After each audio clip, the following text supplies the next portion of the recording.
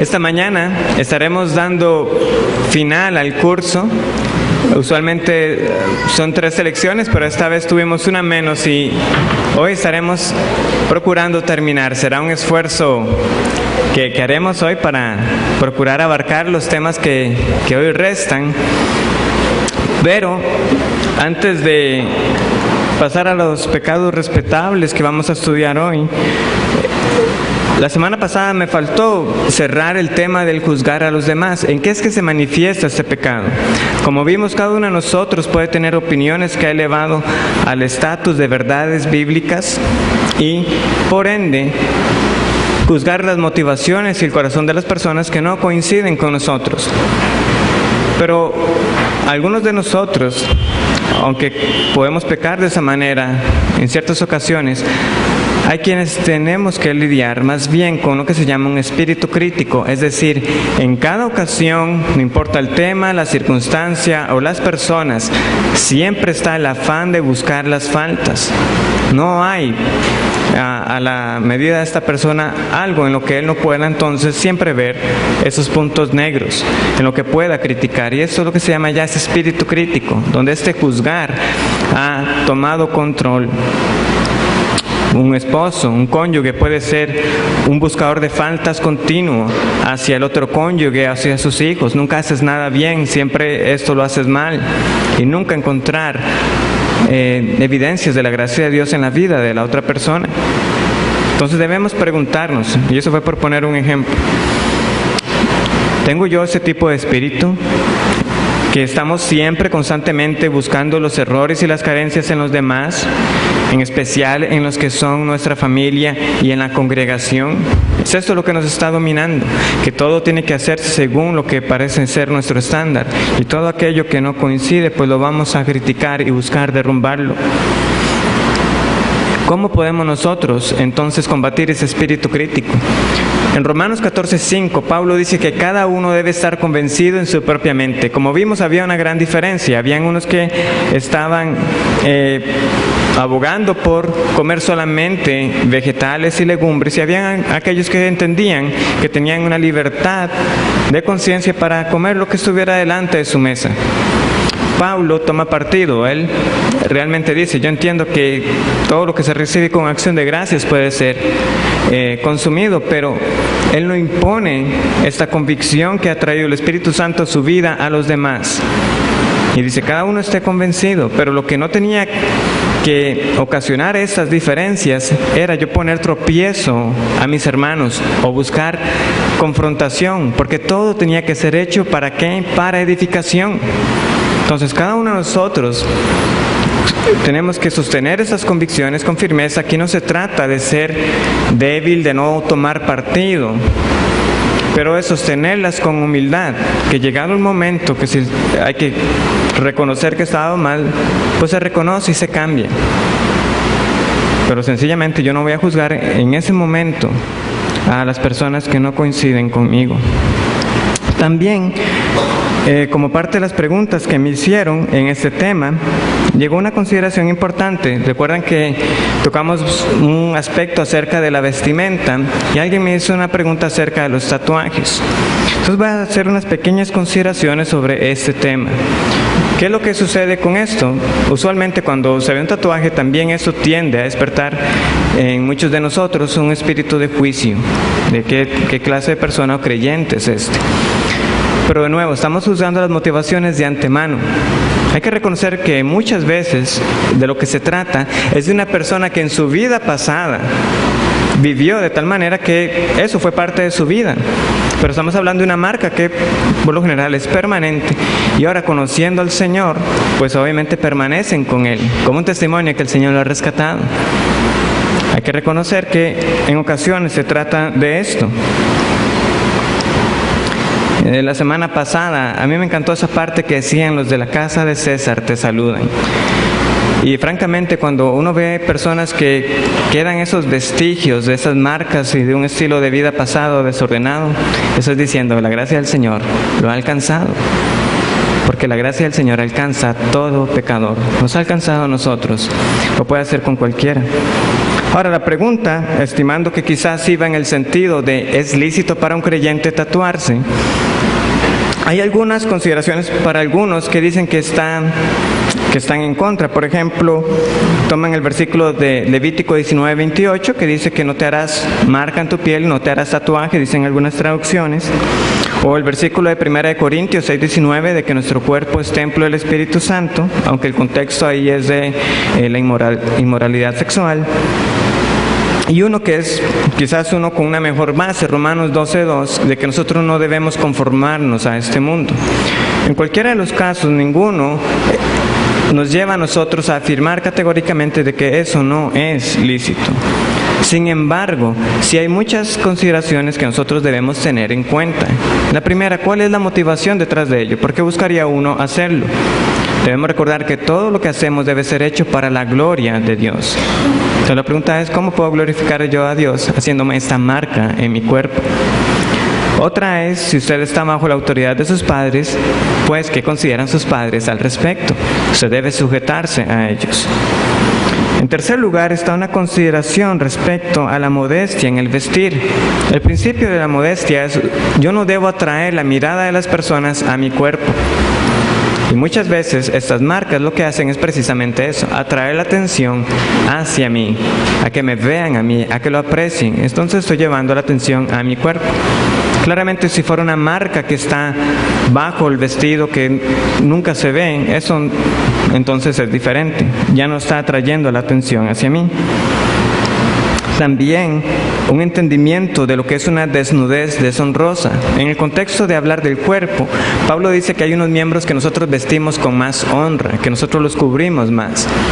Y hay que reconocer que hay una tendencia que más bien estas marcas van dirigiéndose hacia esas partes que más bien nosotros deberíamos tapar más, que deberíamos cubrir con más honra.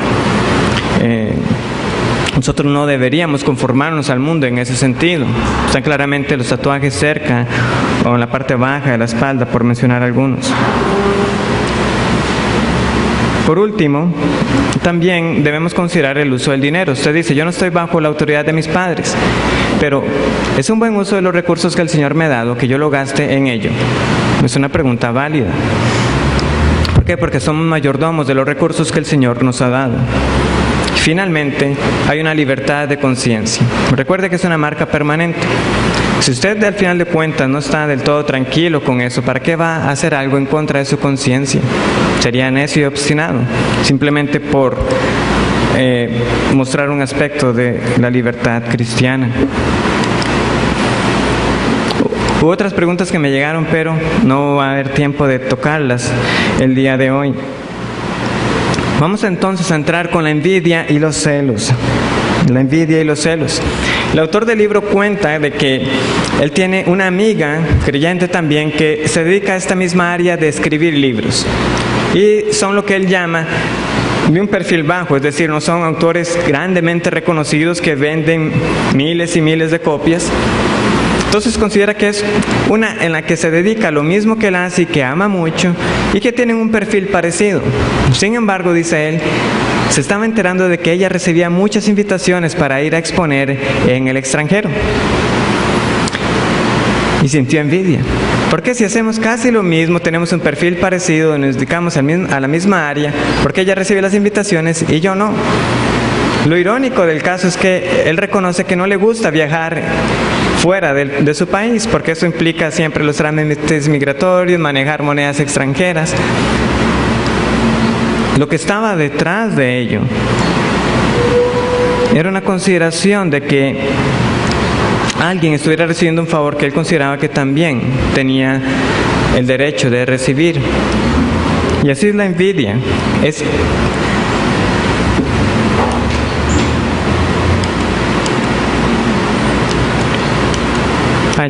Perdí la que venía con la definición de envidia. Es el dolor o a veces el resentimiento que nosotros sentimos por las ventajas que otro tiene. La envidia la podemos definir como el dolor o el resentimiento, que a veces también lo acompaña, que sentimos por las ventajas que otro tiene. Por lo general hay dos condiciones que van a disparar entonces esa envidia en nosotros. ¿Cuáles son? Bueno, primero, que va a ser con aquellas personas con las que más nos identificamos.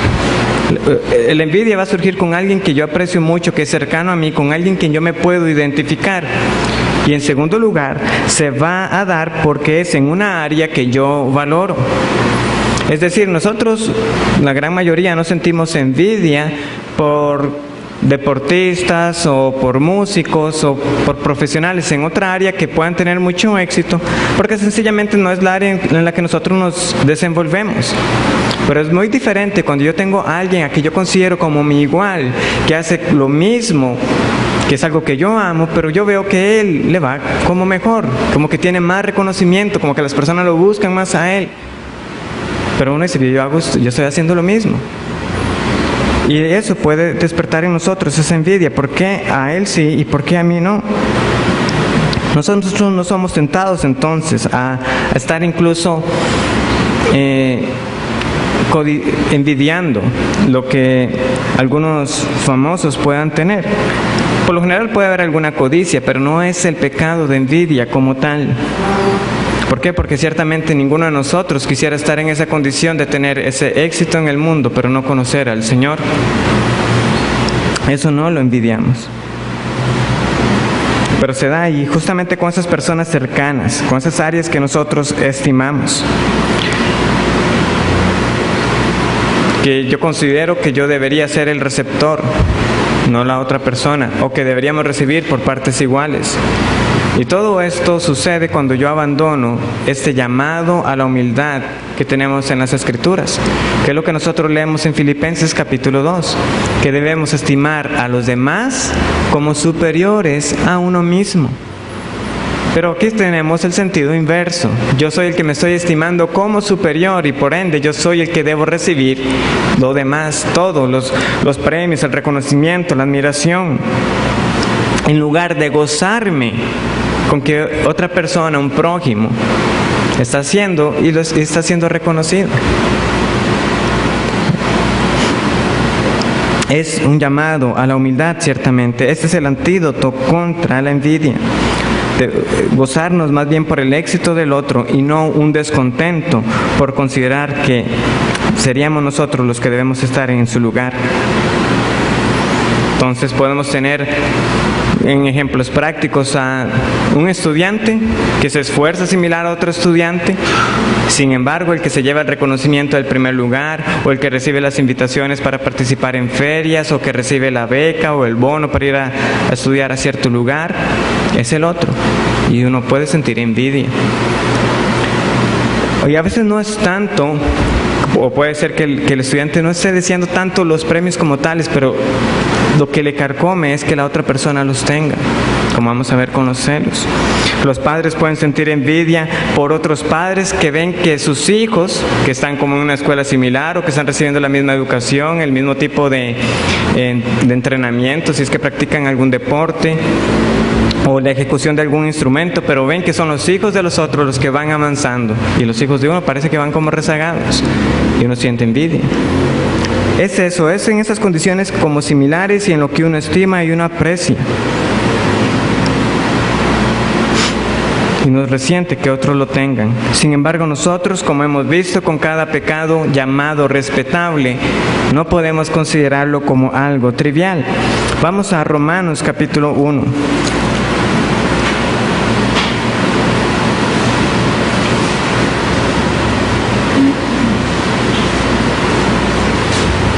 En Romanos capítulo 1, versículo 28, dice lo siguiente: y como ellos no aprobaron tener en cuenta a Dios, Dios los entregó a una mente reprobada para hacer cosas que no convienen. ¿Cuáles son estas cosas que no convienen? Estando atestados de toda injusticia, fornicación, perversidad, avaricia, maldad, llenos de envidia, homicidios, contiendas, engaños y malignidades. No hay distinción. En la misma categoría de fornicación, de homicidios, de maldad, tenemos la envidia. Esto no es un pecado que podemos disimular, que podemos tratar como no es tan grave. No, es grave, porque es estar diciendo, como tenemos en en el punto de los celos, de que Dios no me está tratando a mí con justicia. Es acusar a Dios, yo merezco mucho mejor de lo que estoy recibiendo. Y eso es una acusación seria, porque todo lo que nosotros recibimos es de gracia. Dios no nos debe a nosotros nada. Nosotros somos los deudores a Él. Y sin embargo, en su gracia, la deuda que teníamos para con Él, en el Señor Jesucristo ha sido pagada, si estamos en Él. Podemos ver entonces la gravedad de caer en este pecado de la envidia, un desagradecimiento que también lo acompaña. Tenemos además los celos. A veces los usamos como sinónimos prácticamente. Envidiar es tener celos de alguien. Sin embargo, los celos van más del lado de no soportar la competencia. Es una intolerancia a la rivalidad. No soporto que haya un rival. Hay ocasiones que son válidas para los celos, claramente. Un marido no se va a sentir conforme de que otro llegue y trate de conquistar a su esposa. Dios mismo se declara como un Dios celoso. Entonces, los celos como tales, por una causa justa, no son pecado. Dios no comete pecado cuando Él se declara a sí mismo como yo soy un Dios celoso. Busquemos Éxodo capítulo 20.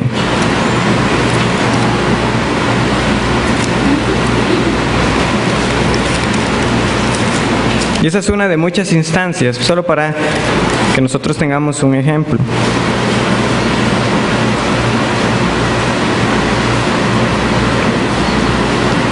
No te inclinarás a ellas. ¿A quiénes? A estas imágenes. Ni las honrarás, porque yo soy Jehová tu Dios, fuerte, celoso, que visito la maldad de los padres sobre los hijos hasta la tercera y cuarta generación de los que me aborrecen. Claramente Dios no es un Dios que admite competencia, no hay rivalidad. Él es el único, Él es el exaltado, Él es el ser glorioso, el único en gloria y majestad. Nada se le puede acercar. Por eso Él dice, no hagas imagen, no hay nada que pueda representar mi gloria, porque todo lo demás está sujeto a mí, yo lo he creado, yo soy el creador. Dios es un Dios celoso, no hay competencia. Sin embargo, en nuestra condición caída, nosotros vamos a manifestar estos celos pecaminosos cuando nosotros tememos que alguien se haga igual o superior a nosotros. Cuando tenemos ese temor de que alguien se vaya a ser igual o superior a nosotros. Una vez más, dejando de lado la declaración de Filipenses, que debemos estimar a los demás como superiores a nosotros mismos. Eso no debería ser un temor en nuestras vidas, de que alguien nos supere. Y sin embargo lo tenemos. Me van a ganar, van a obtener el reconocimiento, van a dejarse tal o cual cosa. Es Él el que va a lograrlo. Este es el celo pecaminoso. Veamos cómo se manifestó, por ejemplo, en la vida de los fariseos. Tenemos ahí las citas de Hechos capítulo 5.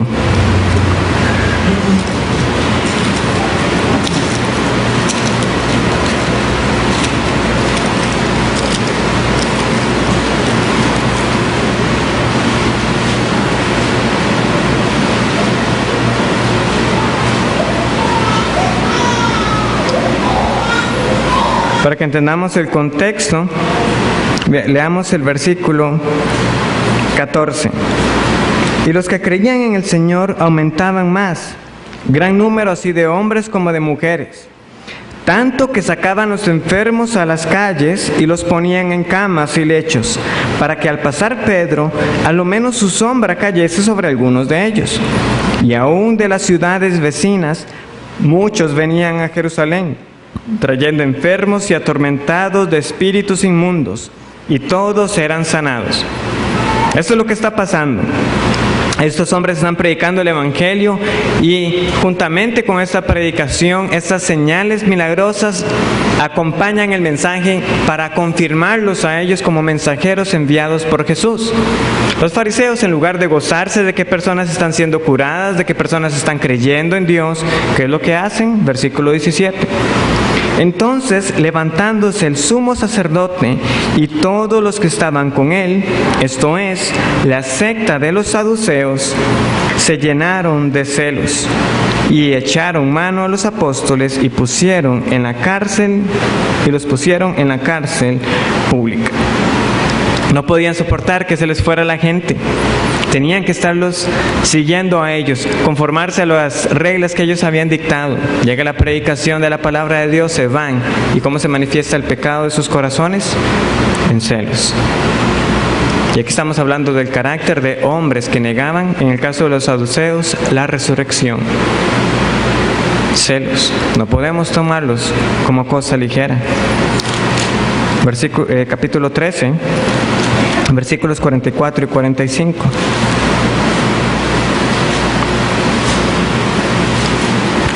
Aquí son Pablo y Bernabé.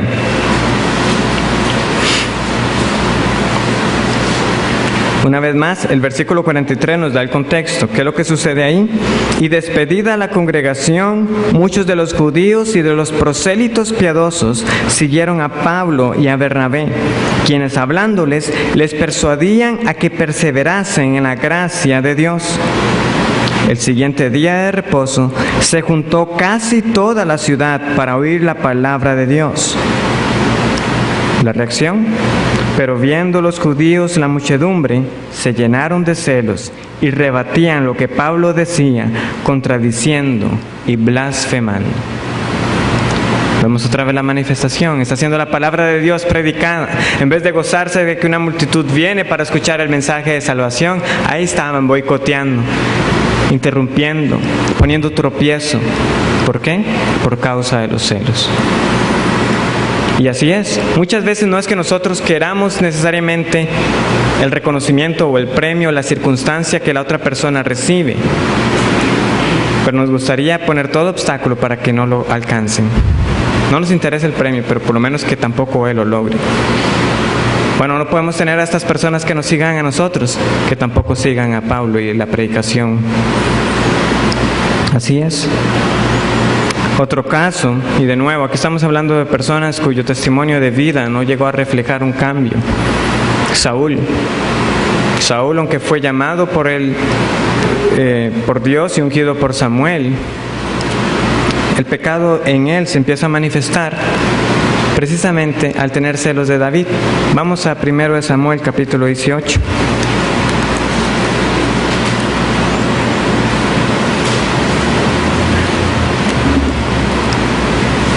Antes él era el que se llevaba todo el reconocimiento.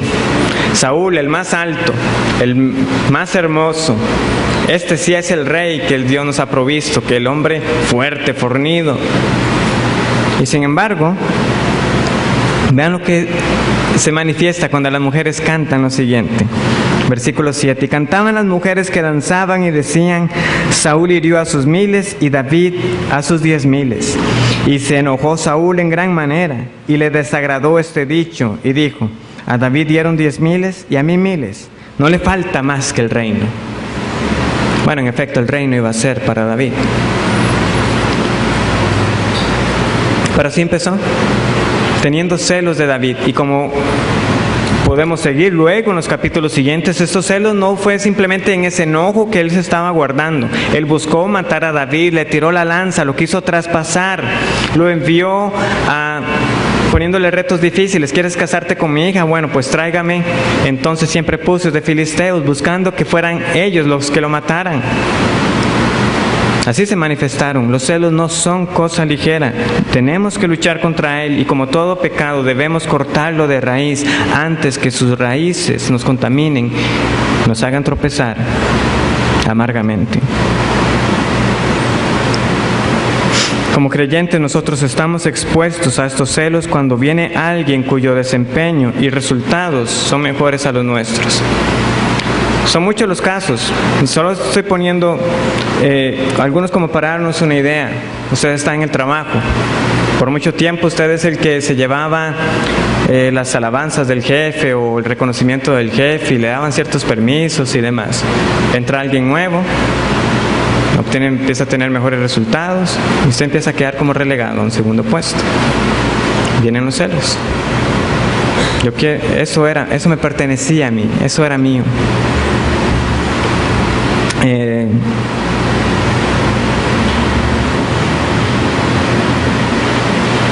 No quieren, esto es lo que hacen los celos. Los celos no quieren que otros experimenten el éxito, las bendiciones o regalos de Dios que nosotros hemos experimentado. Así son. Si nosotros los hemos recibido y ya no lo estamos recibiendo más, yo no quiero que otro más los reciba entonces. Y así pueden llegar a provocarse. No se goza en el bien de otro. Y esto puede suceder tanto en el trabajo como en el propio ministerio local, que dos personas están sirviendo en una misma área, y sin embargo en otro es el que parece estar viendo como los frutos. En ese parecen que están llegando más personas, o personas están dando testimonio de que hay bendición ahí, y eso puede sembrar celos en uno. En vez de gozarnos de que la palabra de Dios está siendo predicada y las personas están llegando al conocimiento del Señor. ¿Recuerdan que habían personas que predicaban con esta motivación incorrecta? Que querían poner tropiezo a Pablo diciendo, estos predican a Cristo por contienda, por celos, queriendo agregar peso o amargura a mis cadenas. Pero Pablo, ¿qué es lo que hace? ¿Va a sentir celos porque son ellos entonces ahora los que son reconocidos como los que están predicando la palabra de Dios? No. Yo me gozo porque por uno u otro motivo Cristo está siendo predicado. Los celos no se pueden gozar en ese caso. ¿Cómo podemos luchar contra ellos? En primer lugar, debemos reconocer la soberanía de Dios. Reconocer la soberanía de Dios. Es Dios quien reparte los dones y los talentos. Pero no solamente es que los reparte, es que también reparte el grado en el cual estos se manifiestan. Dos personas pueden tener habilidad para la oratoria, pero uno lo puede tener en un grado sumo, que es reconocido internacionalmente, otro lo tiene en un grado menor. Dos personas pueden ser muy buenas en matemáticas, uno que le alcanza para tener una carrera satisfactoria en la universidad, otro para ser un catedrático. Como sea, cualquier área, Dios reparte no solamente los dones y talentos, reparte la medida de ellos también. Y cuando yo veo a alguien que simplemente me supera a mí en lo que yo mismo me desempeño, ¿qué voy a hacer si no reconocer la soberanía de Dios? Dios, tú me diste el talento y la habilidad para llegar hasta este punto, pero a Él para que llegue al doble o al triple o hasta más allá en esto mismo que yo hago. De nuevo, es un principio de la humildad de reconocer que en cada área, en cada aspecto, siempre va a haber alguien superior. Y es como hasta necio, por eso es que decía que la envidia y los celos se manifiestan cuando nos consideramos con alguien que sí está como similar o alcanzable hacia nosotros. Pero a cada uno, si se nos pregunta, ¿es usted el mejor en ventas, en madera, en programación, en diseño, cocinando, lo que sea? ¿Es usted el mejor de todos por encima de cada persona que ha existido? La respuesta que tenemos que decir es no. Entonces, ¿por qué? Estamos perdiendo en vista la soberanía de Dios, lo quitamos del cuadro o lo estamos acusando de no repartir a nosotros de una mejor manera, o acusarlo a Él de ser injusto. En segundo lugar, debemos recordar que somos un cuerpo, en el caso de la iglesia. Que venga una persona con mejores dones o mayores talentos no debe ser motivo para nosotros sentir competencia o rivalidad, debe ser un motivo de gozo porque el Señor está trayendo más personas con dones y talentos a la iglesia, porque somos un cuerpo y nos gozamos juntamente todos con que el Señor la esté edificando. Y en tercer lugar, no debemos perder de vista lo que Dios hace en nuestras vidas. Gastar nuestras energías sintiendo celos y envidia nos ciega para ver lo que Dios también hace en nuestras vidas propias. Porque si nosotros estamos en el Señor, esto es para cada creyente, Dios ha iniciado una obra y la va a terminar, y está obrando en cada uno. Pero cuando estoy viendo lo que pasa en la vida de otro, yo no estoy viendo lo que Dios está haciendo en mi propia vida. Si yo estoy en Él, yo tengo la certeza que Él está trabajando en mí. Pero yo lo pierdo cuando gasto mis energías en celos y rencores. Muy cercano a ellos está la competitividad. Y aquí estamos hablando de esta competitividad que de nuevo es para atraer el reconocimiento a mí, es egoísmo. No es esa competencia sana donde cada cual busca hacer lo mejor y bueno, si no gané, no importa. No es eso. Es que yo soy el que tengo que ganar y lo voy a lograr a toda costa. Yo tengo que ser el que sea reconocido. Y uno debe preguntarse, ¿es este tipo de competitividad cristiana? Es una virtud cristiana. Cuando nosotros vamos a la Escritura, difícilmente podemos sostener que esta competitividad de ser competitivo sea piadoso. Lo que sí tenemos nosotros en la Escritura es un llamado a hacer todo con excelencia, a hacer todo como para el Señor, pero no es para obtener el primer lugar. Algunos dicen, pero Pablo no es que dice que corramos de tal manera que alcancemos el premio. Es otro tema del que Pablo está hablando, de la salvación. La salvación todos la obtenemos, pero él dice que corramos de tal manera como aquellos atletas que quieren llegar a ese premio. Porque esta es una batalla. Aquí no hay espacio para ese ocio espiritual. Pero en las demás áreas de la vida nosotros estamos llamados a hacerlo mejor. Nosotros trabajamos como para el Señor. Nosotros trabajamos para glorificar a Dios. Ahora, si como consecuencia de yo hacer mi trabajo bien, porque yo lo hago para el Señor, a mí me reconocen, eso viene por añadidura, pero no debe ser mi motivación. Y constantemente debemos evaluarnos. ¿Por qué? Porque eso va a manifestar lo que está en nuestros corazones. Yo les compartía semanas antes de salir acerca de que en el trabajo estaba una iniciativa de dar un bono a los que obtenían cierta calificación. Antes eso no existía. Ahora, esto viene entonces a probar el corazón mío. Ahora, ¿cómo voy a hacer yo mi labor por el siguiente año? ¿Lo voy a hacer con la motivación de alcanzar esa remuneración o lo voy a seguir haciendo como para el Señor, independientemente de que yo sea reconocido o no? Y así en cada parte. ¿Qué es lo que estamos buscando detrás? ¿La alabanza de los hombres o que el nombre de Dios sea glorificado?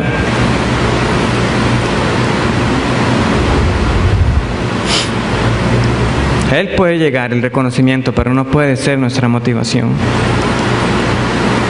Por último, en esta área también están los deseos de control o el querer controlar a los demás.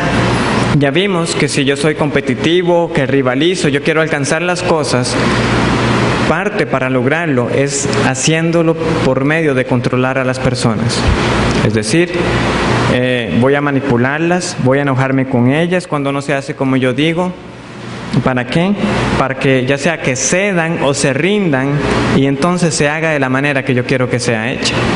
Y también debemos arrepentirnos de esto, de este querer siempre salirnos con la nuestra, de que sea como nosotros queramos, de imponer nuestra fuerza de voluntad.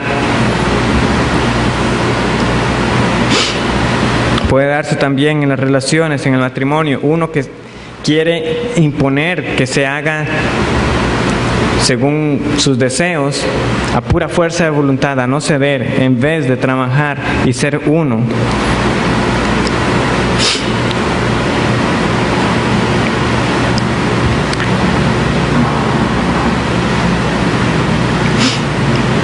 Llegamos ahora a los pecados de la lengua. Gracias al Señor, nosotros tuvimos durante la serie de Santiago varias oportunidades para estar tocando el tema de la lengua. Yo sé que han llegado muchas personas nuevas, pero solamente voy a dar algunos principios generales respecto a esto, y si alguno quisiera ahondar más, yo le puedo dar las referencias para estudiar más a fondo. Pero recordarán un versículo que constantemente salía en esta serie, y esto es: nosotros daremos cuenta a Dios por cada palabra ociosa que ha salido de nuestras bocas. Sencillamente este versículo ya nos deja a nosotros en una posición en la que debemos acudir en arrepentimiento a pedir perdón a Dios por tantas palabras necias que no venían al caso, que ofendieron, que mentimos, que exageramos, que fueron sarcásticas, que fueron rumores. Por cada una de ellas, quejas, daremos cuenta. Así de importante es que nosotros consideremos el peso de nuestras palabras. Ahora, estas palabras saldrán siempre acompañadas de otro pecado. Muchas de ellas saldrán cuando estamos airados o enojados, y por ende debemos arrepentirnos no solamente por lo que dijimos, sino también por lo que albergamos en nuestro corazón. Ahí están las referencias en el libro de Santiago. Vamos a ir al libro de Santiago y vamos a leer muchos de ellos que son bastante claros.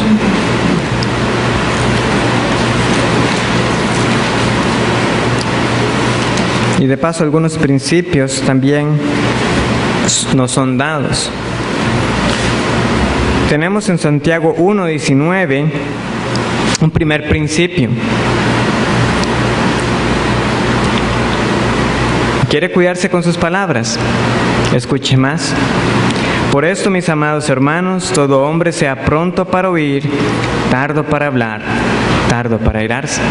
Y cuanto más escuchemos, menos diremos palabras que no vienen al caso, y también podremos juzgar correctamente lo que nos ha llegado a nuestro oído, y también nos cuidaremos de muchas ocasiones de enojarnos. Muchas veces nos enojamos y alguien ni siquiera ha terminado de hablar. No, pero espere, eso no fue lo que pasó. Y ya le dice a uno todo lo que fue. Ok. Y ahora ya entiendo. ¿Por qué? Por no ser pronto para oír. Tenemos también en este mismo capítulo, el versículo 26. Si alguno se cree religioso entre vosotros y no refrena su lengua, sino que engaña su corazón, la religión del tal es vana. No podemos tomar a la ligera una lengua que no podemos dominar. El capítulo 3 de este libro de Santiago va a reconocer que es imposible. ¿Quién puede lograrlo? Así de difícil es. Pero alguien que del todo no puede refrenarla, que no puede mantener un dominio sobre ella, está diciendo Santiago, inspirado por el Espíritu Santo, su religión es vana. Habla mucho, hace poco. Es lo que nos demuestra luego en el capítulo 2, versículo 12. Así hablad y así haced. O sea, que lo que usted diga corresponda con lo que usted hace. ¿Como quién? Como los que habéis de ser juzgados por la ley de la libertad. El capítulo 3, quizás el más reconocido de esta carta, donde la lengua es descrita con todo tipo de adjetivo y comparaciones para demostrar cuán peligrosa y dañina es. Ahora, el problema no está en la lengua, el problema está en la fuente, porque es todo lo que sale del corazón que contamina al hombre. La lengua viene a ser simplemente el medio en el cual este pecado es expresado. Versículo 3 del capítulo 3. He aquí nosotros ponemos freno en la boca de los caballos para que nos obedezcan y dirigimos así todo su cuerpo. Mirad también las naves, aunque tan grandes y llevadas de impetuosos vientos, son gobernadas con un muy pequeño timón, por donde el que las gobierna quiere. Así también la lengua es un miembro pequeño, pero se jacta de grandes cosas. He aquí cuán grande bosque enciende un pequeño fuego. Y la lengua es un fuego, un mundo de maldad. La lengua está puesta en nuestros miembros y contamina todo el cuerpo e inflama la rueda de la creación, y ella misma es inflamada por el infierno.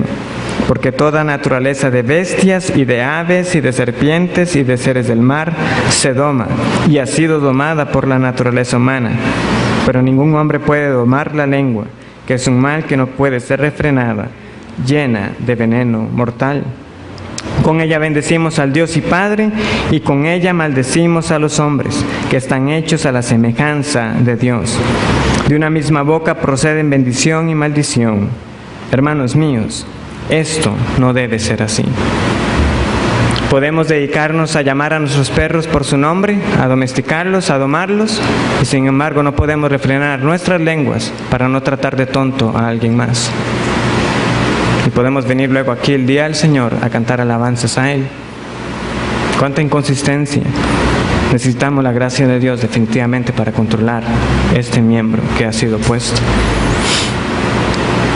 Cabe preguntarnos cada vez que nosotros vamos a hablar, ya sea que vamos a decir un chisme, una calumnia, un sarcasmo, una queja o cualquier clase de insulto que humille a alguien más, ¿lo que voy a decir va a edificar o va a destruir a la persona de quien voy a hablar o a la que le voy a hablar? El resto de la carta de Santiago luego nos habla de la murmuración en el capítulo 4, versículo 11. Hermanos, no murmuréis los unos de los otros. El que murmura al hermano y juzga a su hermano, murmura a la ley y juzga a la ley.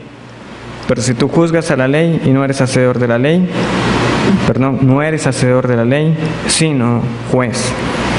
O el capítulo 5, versículo 9. Hermanos, no os quejéis unos contra otros. Y vean lo que dice respecto a la queja: para que no seáis condenados. He aquí el juez está delante de la puerta. Otro principio se nos da en el versículo 12. Pero sobre todo, hermanos míos, no juréis ni por el cielo, ni por la tierra, ni por ningún otro juramento, sino que vuestro sí sea sí y vuestro no sea no, para que no caigáis en condenación. Una vez más, queja, ahora el juramento y la condenación cercana en el contexto. Así de pesadas son las palabras que salen de nuestra boca. En cambio, ¿qué es lo que debemos hacer? Versículo 13. ¿Está alguno entre vosotros afligido? Haga oración. ¿Está alguno alegre? Cante alabanzas. Y aprovechemos cada circunstancia para que nuestras bocas puedan utilizarlas adecuadamente. ¿Estamos contentos? Aprovechemos ese momento para glorificar el nombre de Dios, para alabarlo. Estamos enfermos, no nos quejemos, en cambio hagamos oración. Es aprovechar cada ocasión. El apóstol Pablo tampoco tiene un estándar menor que el que estamos leyendo en Santiago. Vamos a Efesios capítulo 4, versículo 29.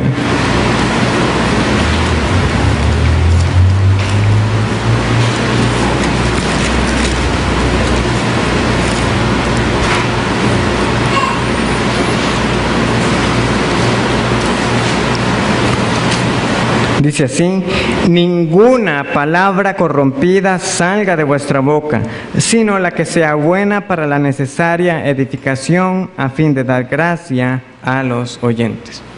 ¿Cuántas palabras deben de salir de nuestra boca? ¿Corrompidas? Ninguna. 0. Prohibición terminante.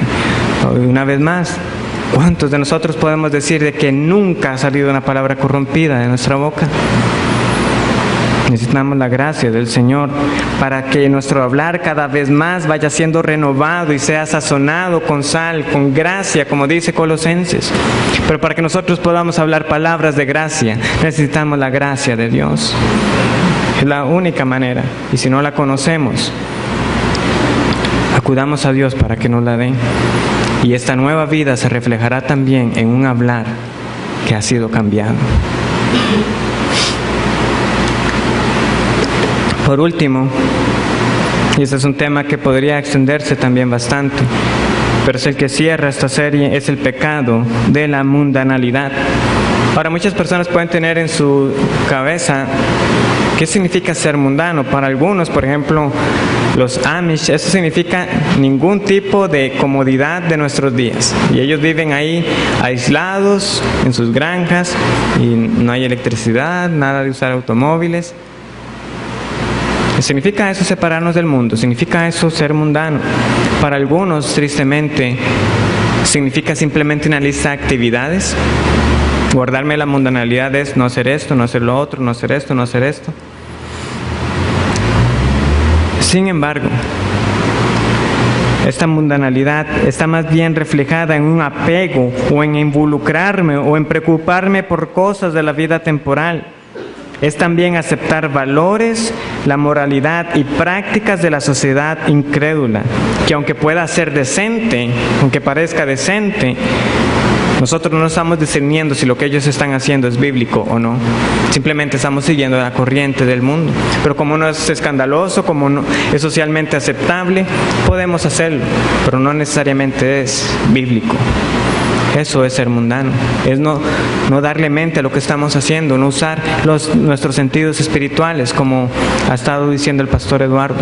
El sentido espiritual que nos ha sido dado para discernir qué es lo santo y qué es profano, qué da testimonio de una vida cambiada y qué no lo da. Y muchos de nosotros, de nuevo, podemos ser expertos en cuidarnos de aquello que es grosero, de aquello que la misma sociedad todavía se escandaliza. Pero en aquello que es aceptado, parece que estamos ahí mismo adoptándolo, siendo parte con ellos. Y no se ve diferencia alguna. Una primera área en la que esto se ve es en el dinero.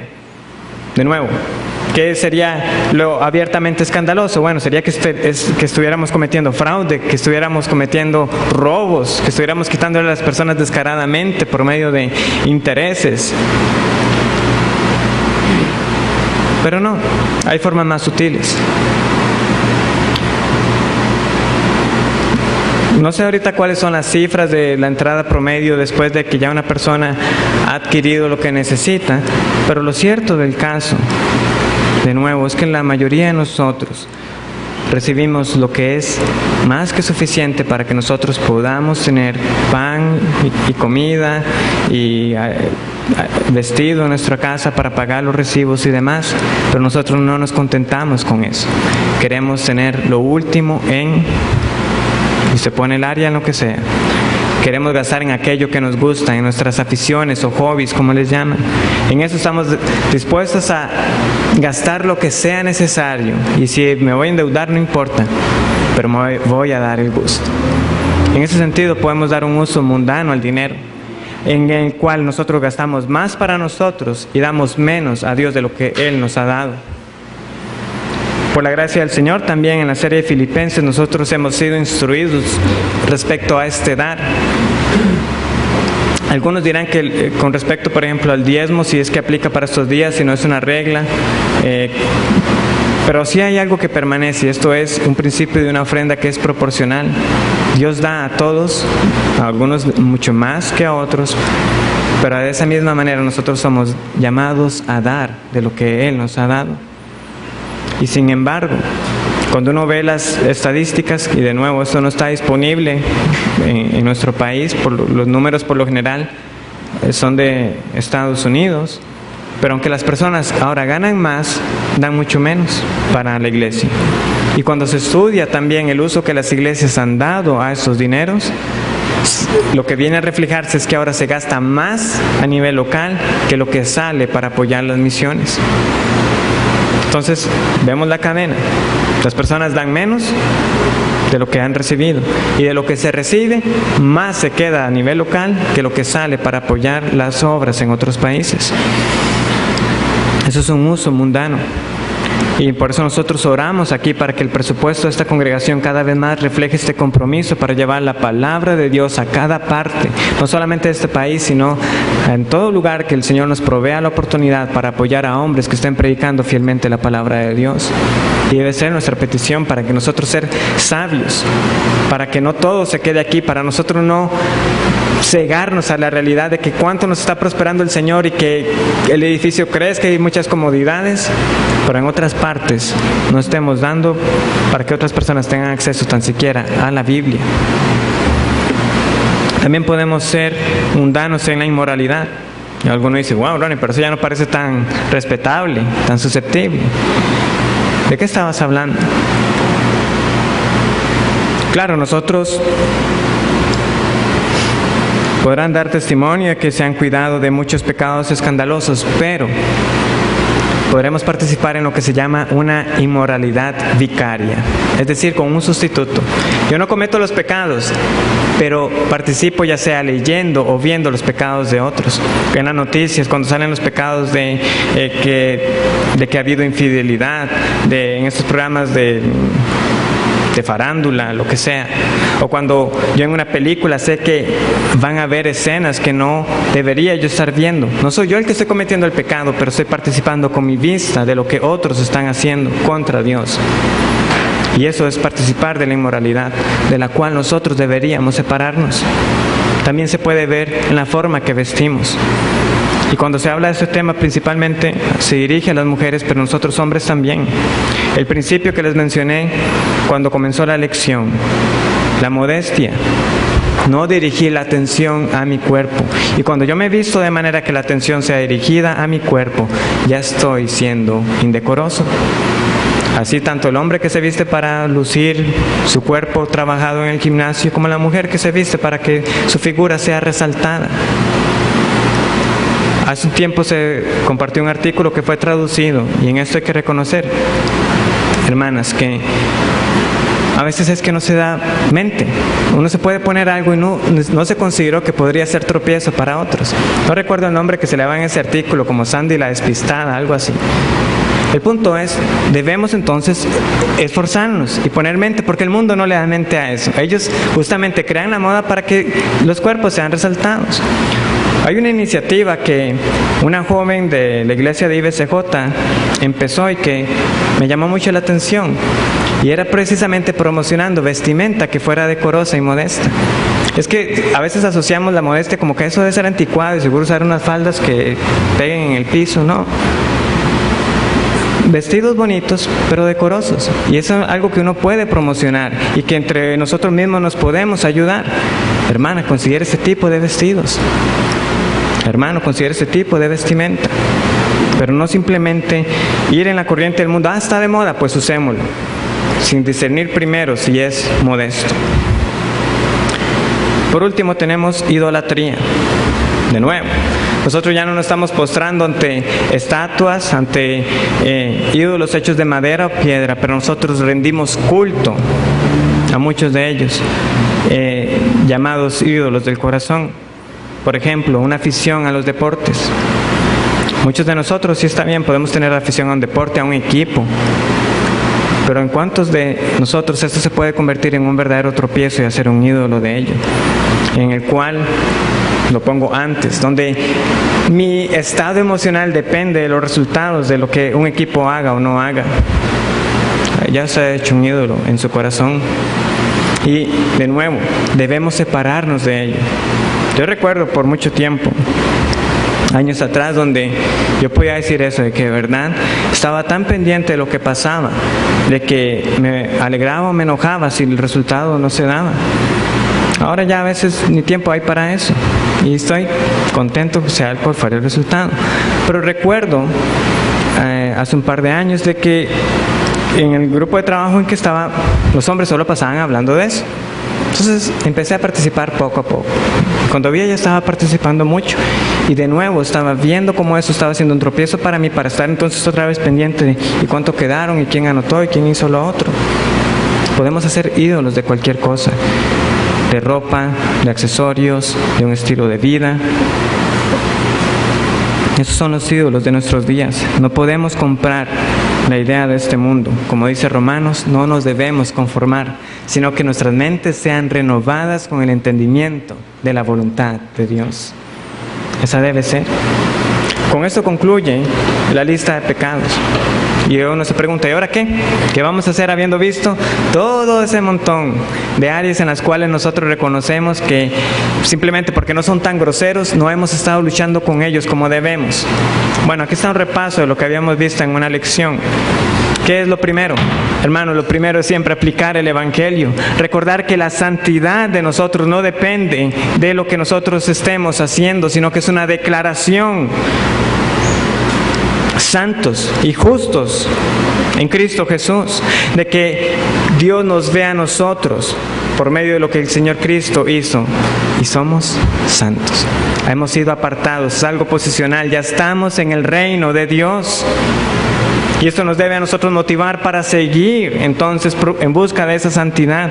Pero debemos aplicar el Evangelio.